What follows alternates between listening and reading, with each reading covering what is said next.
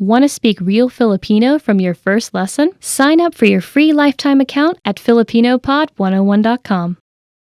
So, you decided to learn a new language. At first, the idea seemed exciting. You bought a phrase book, dictionary, and a subscription to an online class, ready to dive headfirst into the language.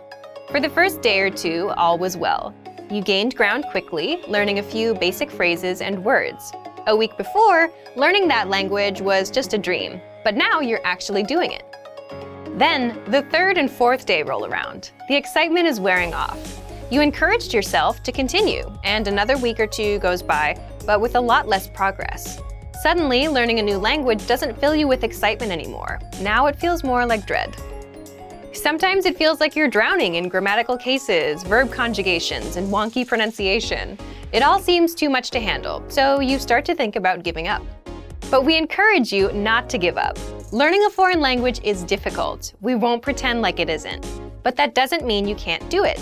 Sometimes you just need to take a step back, reevaluate your approach, and come back to the language with a different perspective. In this video, we'll look at 4 tips for when learning a new language feels overwhelming. Number 1. Set aside a designated study time. Consistency is key when learning a foreign language. Studying 15 minutes 7 days a week will benefit you more than cramming in 2 hours 1 day a week. Set aside an amount of time that works best for you. If you can afford to spend an hour every day learning, that's awesome. Go for it. But don't feel bad if you can't spend that much time. Even 10 or 15 minutes a day goes a long way. Breaking up your learning into manageable time segments will relieve a lot of the stress that can come with studying a new language. Learning is not a race. Go at your own pace and try not to compare your progress with anyone else's.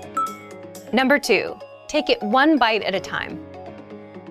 Now that you have your schedule under control, it's time to focus on what you'll actually be studying. It's recommended that every 1 to 2 weeks you focus on learning a very specific piece of the language. It could be a conjugation group, a case, tense, or a collection of theme vocabulary. Whatever you choose, hone in on it and do your best to feel comfortable with it before you move on to something else. Ever heard the saying, "How do you eat an elephant?" Focusing on one thing at a time helps you break the language into digestible chunks. Number 3, expose yourself to the language in different ways. Don't just sit around reading about grammar all day. Obviously, knowledge of grammar is important, but you want to spice up your practice as much as possible. In addition to grammatical study, try to mix in a combination of reading, writing, speaking, and listening. Try to practice reading by either translating a simple article into your native language, or maybe if you're a beginner, pick up a children's book in your target language. For writing, you can try to write out a fictional conversation between you and yourself even.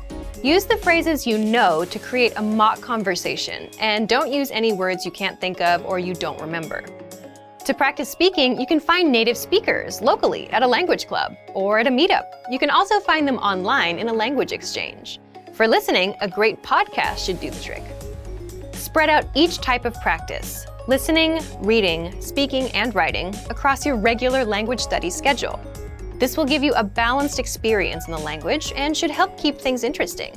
This method also works well when you use it to focus on a single aspect of the language like we talked about above. Number 4, set mini goals, not just big ones. If your only language learning goal is to be fluent, you're likely setting yourself up for disappointment. While speaking fluently can be your ultimate goal, it shouldn't be your only one. Try to set mini goals, month by month and week by week. It could be something simple. Learn 20 new verbs, practice a new case, or speak with 3 native speakers. As long as it's specific and reasonable to achieve in a shorter amount of time, it should work fine. Not having mini goals alongside your ultimate goal is a lot like sprinting across a huge open field.